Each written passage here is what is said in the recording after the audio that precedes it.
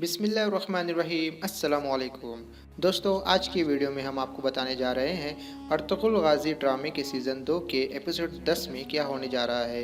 इस वीडियो में हम देखेंगे कि क्या वाक़यात रोनुमा होने वाले हैं। कहानी को पूरा समझने के लिए आपसे दरख्वास्त है कि वीडियो को एंड तक देखें। दोस्तों, इस एपिसोड के शुरू में हम देखते हैं गनी तुर्गुत, दोहान और अब्दुर्रहमान सिपाही को अपने गार में ले जाता है और जैसे ही ये सब गार पे दाखिल होते हैं तो वहाँ वो अर्तुगरुल को देखते हैं। अर्तुगरुल को देखते ही सबकी आंखें फटी की फटी रह जाती है।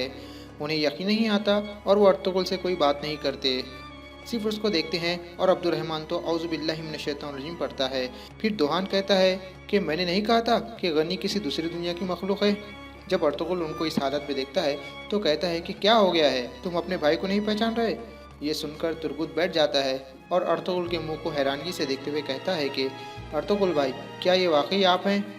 और फिर दोहान अर्तुगरुल को हाथ लगाता है और खुशी से कहता है कि मेरे सरदार, ये आप ही हैं। इस पर अर्तुगरुल कहता है कि हाँ, मैं ही हूँ। और वो फिर दोनों अर्तुगरुल के गले लग जाते हैं और ज़ोर ज़ोर से कहते हैं कि हमारे भाई जिंदा है। इसके बाद अब्दुर्रहमान सिपाही खुशी के मारे अर्तुगरुल को इतनी ज़ोर से गले लगाता है कि अर्तुगरुल को ज़ख्मों में तकलीफ हो जाती है। इस पर दोहान अब्दुर्रहमान को पकड़कर खींचता है और उसको मजाक में कहता है कि अरे जीन, बस करो, तुम जैसे कर रहे हो अर्तुगरुल भाई पछताएंगे कि मैं क्यों ज़िंदा हूँ। फिर तुर्गुत कहता है कि भाई, अल्लाह का शुक्र है कि आप जिंदा हैं। दोस्तों, अगले सीन में आप देखेंगे कि गुलदार उस मंगोल जिसे कोजाबश ने भगा दिया है उसको तलाश करते हुए जब जंगल की तरफ जाता है तो मंगोल सिपाही झाड़ी में छुप जाते हैं। वही कोजाबश भी मंगोल कमांडर के साथ झाड़ी में छुपकर खड़ा हो जाता है।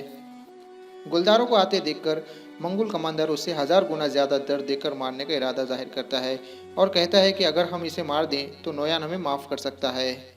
दोस्तों, जैसे ही गुलदारो झाड़ियों के पास पहुंचता है, एक मंगोल उस पर अचानक हमला कर देता है, मगर गुलदारो उसे अपने खंजर से कत्ल कर देता है।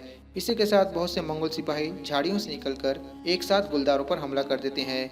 गुलदारो बड़ी बहादुरी से लड़ते हुए 3 मंगोल सिपाही को कत्ल कर देता है, मगर एक मंगोल सिपाही फांसा फेंककर गुलदारों को नीचे गिरा देता है। नीचे गिरते ही कोजाबश के साथ छुपा हुआ मंगोल कमांडर गुलदारों को कत्ल करने झाड़ियों से निकलता है, मगर मक्कार कोजाबश पीछे से खंजर फेंककर मंगोल कमांडर को ही कत्ल कर देता है।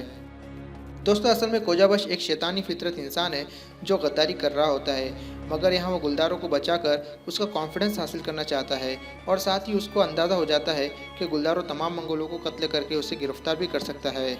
और होता भी वैसे ही है।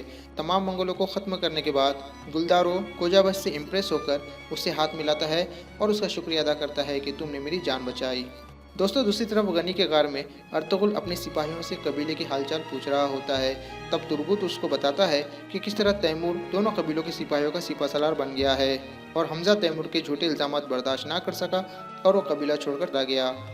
यह सब सुनकर अर्तुगरुल परेशान हो जाता है और कहता है कि मेरे भाई और अम्मी जान ने सही फैसला लिया है। दोनों कबीलों का इत्तेहाद बहुत ज़रूरी है, लेकिन तुम लोगों को कबीला बदर करना एक बड़ी गलती है।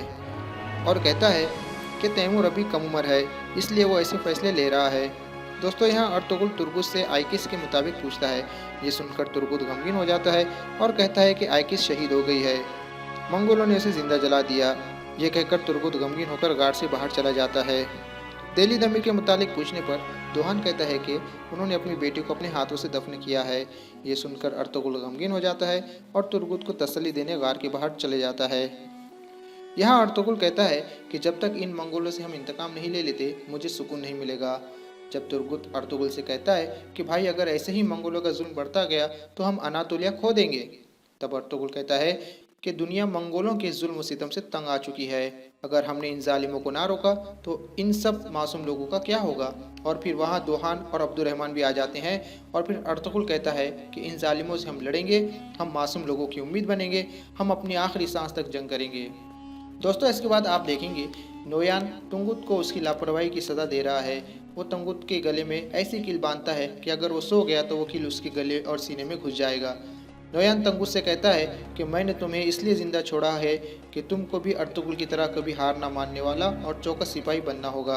अगर तुम सोए तो ये कील तुमको मार डालेगा और अगर तुम जिंदा रहने में कामयाब हो गए तो मेरा खोया हुआ एतमाद दोबारा हासिल कर लोगे। तंगुत कहता है कि अब अर्तुगरुल को पकड़ना नामुमकिन है। ये सुनकर नोयान कहता है कि मैं उसको झांसा देकर यहाँ लेकर आऊँगा, मेरे पास कुछ खुफिया हथियार है। दोस्तों, इसके बाद आप देखेंगे कबीले में दोनों कबीलों के सरदार अपने घर वालों के साथ खाना खा रहे हैं। तभी तैमूर गौर से रोशनी को देखता है, जिसे उसकी सौतीली माँ नोट कर लेती है।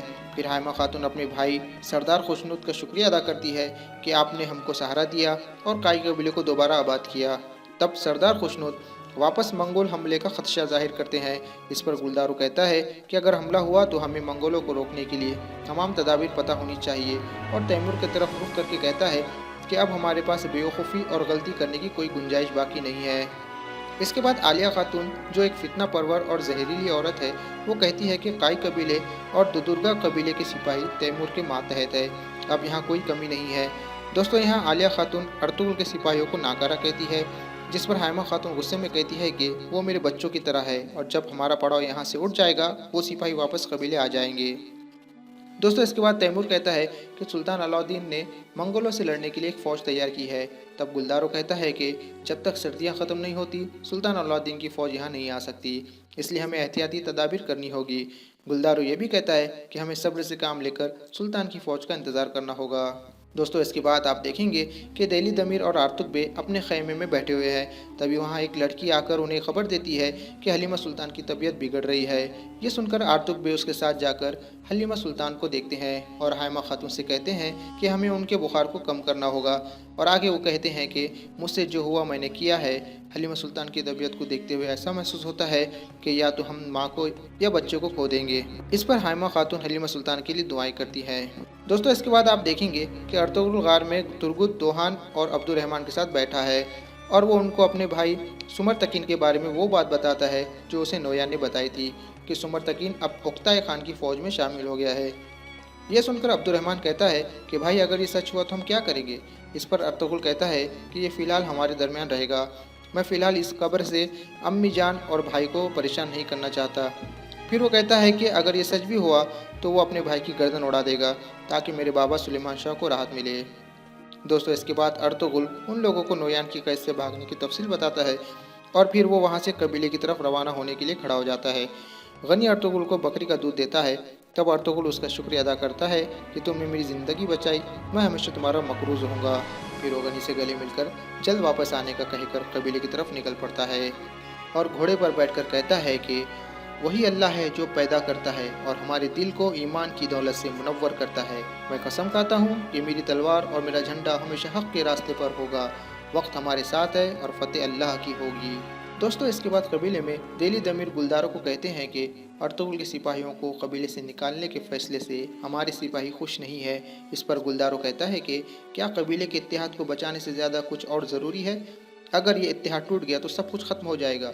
और वो दिली दमीर से कहता है कि वो उसका साथ दें ताकि सिपाहियों की नाराज़गी ख़त्म हो जाए। तब वो इनकार करके वहाँ से निकल जाते हैं और अपने लोहे के काम करने की जगह खड़े हो जाते हैं और उनको सुलेमान शाह की याद आ जाती है और वो गमगीन हो जाते हैं। दोस्तों, एपिसोड के आखिर में आप देखेंगे कि काई कबीले और दुदुर्गा कबीले के सिपाही जमा हैं और तैमूर उनसे कहता है कि जवानों, हमारे सरदारों ने मिलकर मुझे आप लोगों का सिपहसालार बनाया है। अब मुत्तहिद होने और इताअत का वक्त है। तमाम जाबाज ये बात ज़हन नशीन कर ले कि छोटी सी गलती भी माफ़ नहीं की जाएगी।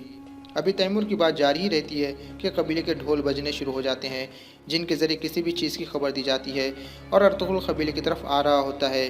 तो नाजरीन, आज की वीडियो में बस इतना ही। अगले एपिसोड में आप देखेंगे कि अर्तुगरुल दुदुर्गा कबीले में पहुंच आया है। दोस्तों, अगर आपको आज का रिव्यू पसंद आया हो तो वीडियो को लाइक करें और चैनल को सब्सक्राइब करें। मिलते हैं नेक्स्ट वीडियो में, तब तक के लिए अल्लाह हाफिज़।